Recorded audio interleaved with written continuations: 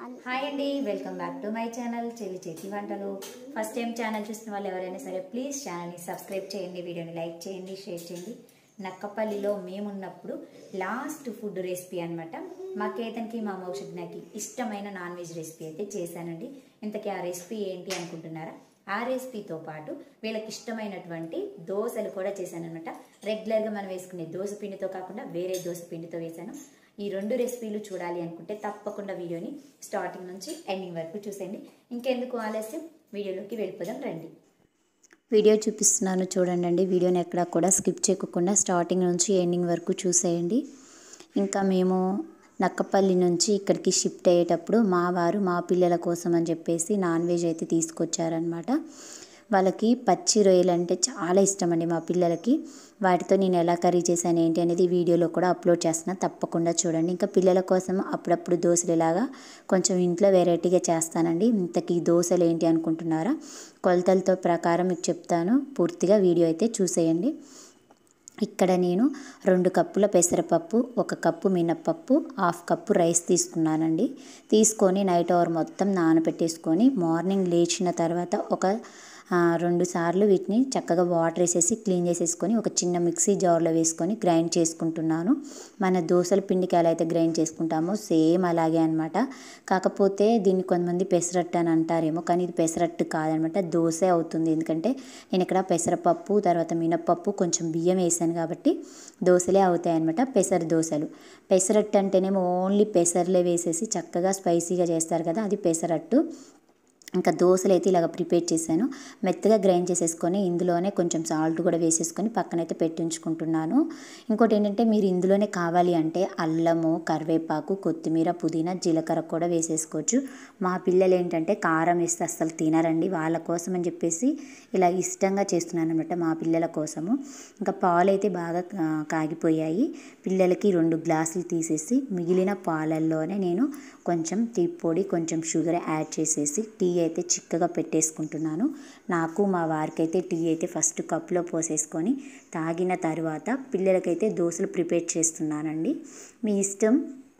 మీరు దోశలు వేసుకునేటప్పుడు కావాలి స్పైసీగా తినాలి అనుకుంటే ఈ పిండిలోనే కొంచెం పొడి కారం వేసేసుకోవచ్చు, కొంచెం మసాలా కూడా వేసేసుకొని చక్కగా మసాలా దోశలాగా కూడా వేసేసుకోవచ్చండి.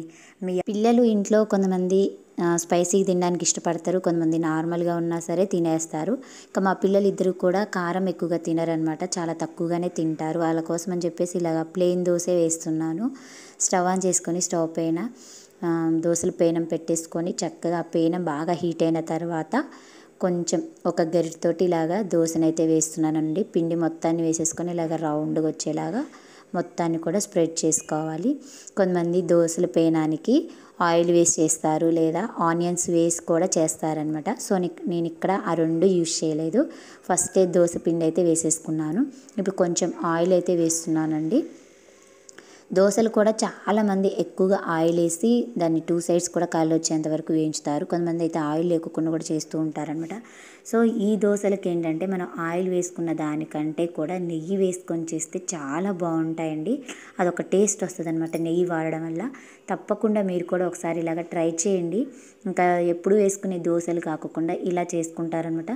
ఇంక ఇందులో ఏంటంటే మీరు వేసుకునేటప్పుడు మర్చిపోకుండా చక్కగా పచ్చిమిర్చి, తర్వాత అల్లము, కరివేపాకు, జీలకర్ర ఇవి తురిమి వేసుకోండి. చాలా బాగుంటుంది దోశ, స్పైసీ ఉంటుంది. అలాంటప్పుడు ఇంకా మీరు నెయ్యి వేసుకొని చేసుకుంటే కనుక చాలా టేస్టీగా ఉంటుందండి. ఓకేనా?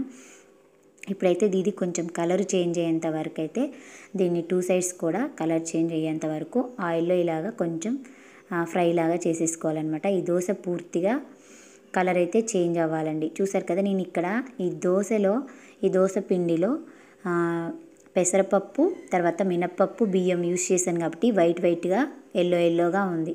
అదే మనం సేమ్ అచ్చం పెసర్లతో వేస్తే ఇంకా దోశ ఇలా ఉండదు, అది పెసరట్టు అవుతుంది కాబట్టి అది అంత గ్రీన్ కలర్లో ఉంటుంది లేదా ఎల్లో కలర్లో ఉంటుంది అనమాట పెసర దోశ. గమనిస్తే ఇక్కడ నేను 2 పప్పులు వేసి యూజ్ చేశాను కాబట్టి దోశలు ఇలా ఈ కలర్లో క్రిస్పీగా చాలా బాగున్నాయి. పిల్లలు కూడా చాలా ఇష్టంగా తిన్నారండి. మీరు కూడా ఖచ్చితంగా ఒకసారి ట్రై చేయండి, చాలా బాగుంటాయి. ఇంకా ఈ దోశల్లోకి చట్నీ అయితే నేను మా పిల్లలకి ఎప్పుడు చేసినా సరే పల్లీ చట్నీ కానీ లేదా టమాటా చట్నీ కానీ చేస్తానండి. మా పిల్లలకైతే ఇదిగోండి పల్లీ చట్నీ చేశాను. పిల్లలిద్దరూ కూడా తింటున్నారండి. చాలా అంటే చాలా బాగుంది నేనైతే పిల్లలిద్దరూ చెప్పారు. చాలా ఇష్టంగా తిన్నారు. మా మోక్షజ్ఞ ఎప్పుడైనా సరే దోశలు ఒక 2 తింటాడు. బాగుండి నచ్చితే కనుక 3 వేసుకుంటాడు. కేతను అంతేనండి. దోశలు కేతను కూడా 2 వేసుకొని తింటాడనమాట.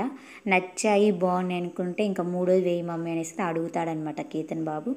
ఇంకా పిల్లలైతే టిఫిన్ చేసిన తర్వాత ఇంకా వంట అయితే ప్రిపేర్ చేస్తున్నానండి. మా వారైతే ఇక్కడ 1/2 కేజీ రొయ్యలు తీసుకొచ్చారు. పచ్చి రొయ్యలే తీసుకొచ్చి క్లీన్ చేసి ఇచ్చారు. ఈ పచ్చి రొయ్యలకి ఉప్పు, పసుపు, కారం, గరం మసాలా, అల్లం వెల్లుల్లి పేస్టు, చాట్ మసాలా, కొంచెం ఆయిల్, కొంచెం లెమన్ జ్యూస్ వేసేసి చక్కగా ఈ ముక్కలన్నిటికి కూడా మసాలాలు పట్టేలాగా ఇలాగ మొత్తం మ్యాగ్నేట్ అయితే చేసుకున్నానండి. ఇలాగ మ్యాగ్నేట్ చేసేసుకొని ఒక అర్ధగంట పాటు దీనిపైన మూత పెట్టేసుకొని నేనైతే పక్కన పెట్టేసుకుంటున్నాను. ఇలా మనం అర్ధగంట పాటు నానబెట్టేసుకుంటా అంటే మ్యాగ్నేట్ చేసి పక్కన పెట్టడం వలన రొయ్యలకి మంచిగా ఈ మసాలాలన్నీ పడతాయి అన్నమాట. అప్పుడు మనకి కర్రీకైనా ఫ్రైకైనా చాలా బాగుంటుంది. ఇంకా స్టవ్ ఆన్ చేసేసుకొని స్టవ్ పైన ఒక కళాయి పెట్టుకున్నాను. అందులో కొంచెం ఆయిల్ వేసేసుకున్నాను. ఆయిల్ బాగా హీట్ అయిన తర్వాత అందులో కొంచెం దాల్చిన చెక్క, లవంగం, యాలక్కాయలు వేసేసుకున్నాను. ఇక్కడ నేను 4-5 ఉల్లిపాయలని తీసుకొని మెత్తగా పేస్ట్ లాగా చేసుకున్నానండి. అందులోనే కొంచెం అల్లం వెల్లుల్లి పేస్ట్ కూడా వేసేసుకొని ఇలాగా గట్టితో కలుపుతూ ఉండాలన్నమాట. ఉల్లిపాయలో ఉన్నటువంటి పచ్చి వాసన పోయేంత వరకు కూడా ఇలాగ కొంచెం కలర్ చేంజ్ అయ్యేంత వరకు గరిటెతో తిప్పుతూ ఉండాలి. కొంతమంది ఏంటంటే నాన్ వెజ్ ఫుడ్కి ఆయిల్ ఎక్కువ పోస్తారు. ఎప్పుడు కూడా ఆయిల్ అనేది ఎక్కువగా వేసుకోకూడదు. ఇంకోటి ఏంటంటే ఇప్పుడు నేను చేసేది పచ్చి రొయ్యల కర్రీ కాబట్టి చూడండి, నేను వాటర్ ఏమి ఇక్కడ యాడ్ చేయట్లేదు. ఎంత ఆయిల్ ఎంత వాటర్ కంటెంట్ వస్తుందో గమనించండి. ఇప్పుడైతే ముందుగానే మనం మ్యాగ్నేట్ చేసి పక్కన పెట్టుకున్నటువంటి రొయ్యల్ని ఇందులో వేసేసుకోవాలి. చక్కగా చూసారు కదా, ఉల్లిపాయ పేస్టు, అల్లం వెల్లుల్లి పేస్ట్ మగ్గిపోయిందండి. ఆయిల్ అంతా పైకి తేలుతూ ఉందనమాట. అన్నీ వేసేసుకున్నాక గడ్డితో ఇలాగ కలుపుకోవాలి. దీనిపైన మూత పెట్టుకొని ఒక 20 నిమిషాల పాటు కుక్ చేసుకోవాలి. 20 నిమిషాల పాటు కుక్ చేసిన తర్వాత మీకు మూత తీసి చూపిస్తాను చూడండి. ఇక్కడైతే నేను వాటర్ అయితే అస్సలు వేయట్లేదు అనమాట. ఎప్పుడైనా సరే నేను రొయ్యల కర్రీ చేసి అసలు వాటరే వేయనండి. చూసారు కదా వాటర్ ఎంత పైకి వచ్చేసిందో. అంతే అండి, ఒక 20 నిమిషాల తర్వాత మనకి కర్రీ అనేది రెడీ అయిపోతుంది. చూసారు కదా, చాలా సింపుల్, చాలా ఈజీ. ఫైనల్గా కొత్తిమీర, కరివేపాకు వేసేసుకోవడమే.